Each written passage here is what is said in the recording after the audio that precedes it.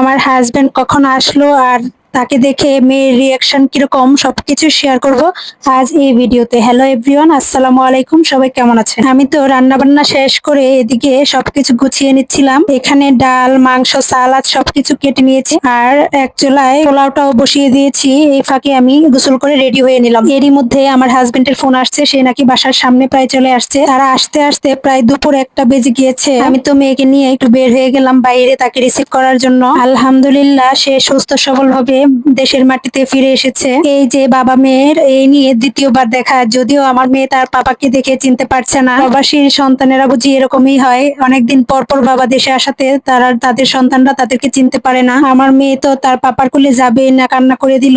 সবকিছু গুছিয়ে বাসায় চলে আসলাম। বাসায় এসে ড্রাইভারকে খেতে দিলাম। এদিক দিয়ে আমার হাজবেন্ড একটু ফ্রেশ হয়ে নিল। আমার হাজবেন্ডের সাথে দেখা করার জন্য আমার ভাসুরও বাসায় চলে আসলো। এই ছিল আমার আজকের ব্লগ। আল্লাহ হাফেজ।